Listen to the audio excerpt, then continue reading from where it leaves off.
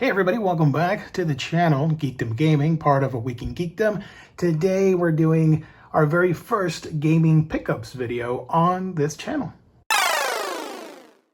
This is a small pickups video. I don't want to put pressure on myself by having to think that I have to keep buying and buying stuff for the sake of making these types of videos. So eventually, when a good chunk of games pile up that I recently acquired, I'll film a pickups video. Okay, so here are the 6 games, and I do have to say real quick, the Nintendo DS, unfortunately, I didn't play it when that system came out. I did play a couple games from friends that had the handheld, but I never got it because at that time, I wasn't really gaming. I was out of the scene, basically. It wasn't until the 3DS came out and the 3DS XL that I jumped back into the handheld stuff. I got it and I started getting games for it, etc., etc. So yeah, I'm not interested in building an extensive DS library, but there are a couple games that I'm missing that I want to own physically. Let's start with the first one here, Super Mario 64 DS. I love the original, one of the all-time greatest games. And I do remember playing this back in the day from a friend's DS, and I do like the idea that you're able to take a classic and breathe new life into it by remixing it, and of course adding 3 new characters to the mix of the classic Super Mario 64. I love that when you finished playing the game, the original, you had that Easter egg at the end. If you got all the 120 stars, Yoshi would show up.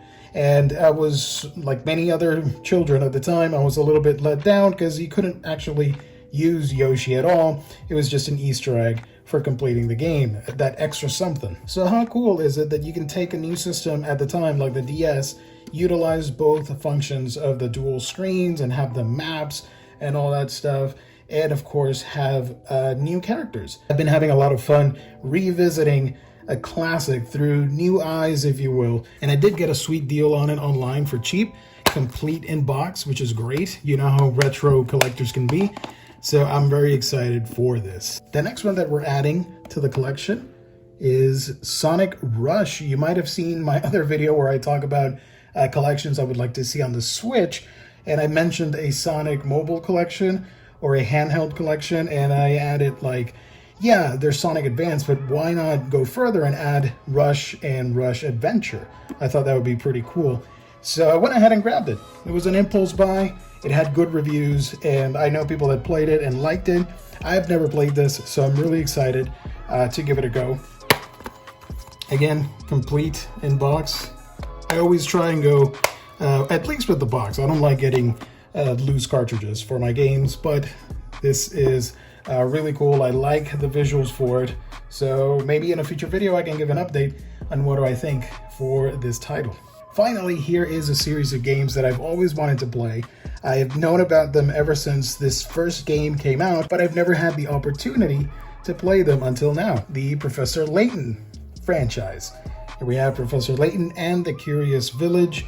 I'm really excited about this. I'm currently playing this on my 3DS, and it's been a lot of fun. I love a good puzzle, and I don't know what it was about this game.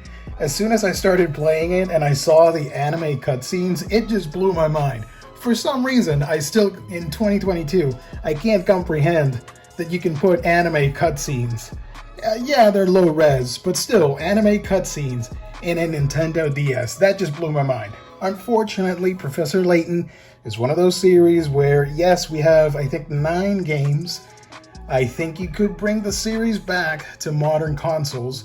I think you could do a Switch collection on that, because some of those 3DS prices are pretty insane, especially for the Ace Attorney crossover. Holy smokes. Okay, so let's set that aside and start with the Switch pickups.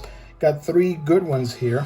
First one, Superlative Night Dreams Cotton Fantasy. And this was my very first strictly limited order. I've never ordered from them. They took forever, but as long as I get confirmation and I know it's coming, I can wait.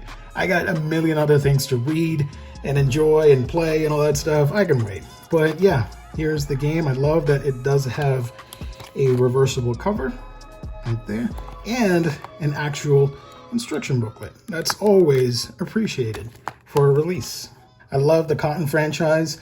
I don't have the Cotton reboot, although technically I do have the game because of the mini Astro City cabinet that was released, and that has the first Cotton game in it. So I could replay that in a mini arcade, but I do need to get the Switch version just to say that I own the series. I do have the other two, which I'm going to put an image here because I can't remember the name right now. I have those two pre-ordered as well. And next up, these are two orders that I made from Play Asia. This one is Chrono Cross, the Radical Dreamers edition. I was super excited when this got announced at the Nintendo Direct because it gave me hope that they are going to do Chrono Trigger one of these days. That is a game that I would love to own. I've played it through emulation, the SNES version, but I've always wanted to own it physically.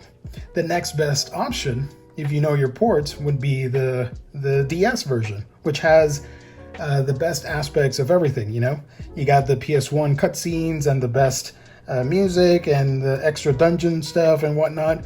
But I'm going to say back in, 2020, I thought the game was a little bit too expensive because I do remember DS games were, what, $40 retail?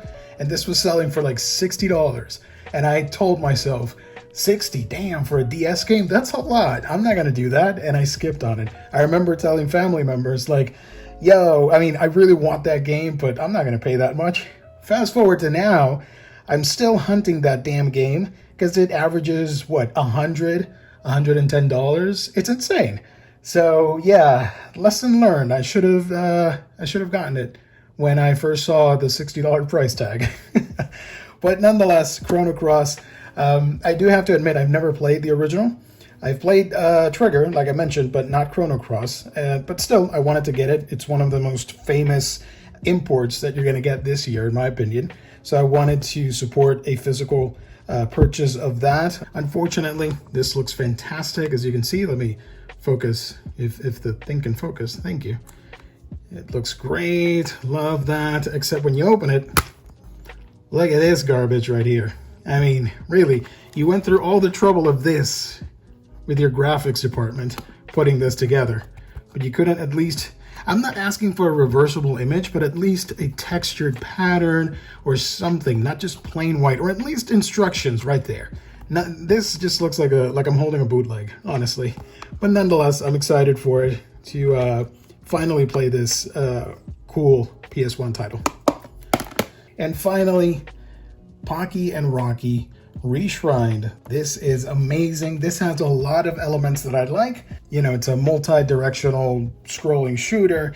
It has, it's part of a franchise of the Pocky and Rocky games, which I loved playing back in the day. And I love the theme of it, which is with Japanese folklore and yokai and stuff like that. That's something that I'm very passionate about. So this was a no-brainer as soon as it was announced. I'm so happy to have this. I got the Japanese version because the North American release, if I remember correctly, was slightly censored. I guess they didn't want the North American audience to see cleavage. I think that's what it was. I don't really care about it. It's stupid, but I don't like a game being censored for that silly reason. So whatever. This, I got the Play Asia Japanese version for a couple bucks less, I guess. And it's all good. Actually, I am in the middle of trying to play this thing and make a video on it because it's super cool. I kind of want to talk about it from a different angle with the yokai and Japanese folklore involved. Also, like Chrono Cross, nothing. What the hell, guys? Come on. This is, I mean, take a look at this. You can't honestly say that you want a blank inside when you have, like, for example, this with reversible art. So that's it, guys. That is the first ever gaming pickups video on Geekdom Gaming. I hope you liked this little video. Mostly improvised, But thank you so much for the support. You guys have been so awesome and kind. I love to read all the comments and all that stuff, and it takes me a little bit to get to them, but you guys are amazing. Thank you so much for the kind reception. But yeah, whenever I get a something like this, at least a 6-game minimum, I'll do another pickups and show it off on the channel and talk a little bit about each game. So thank you, everybody. Stay safe. God bless. Catch you guys on the next video.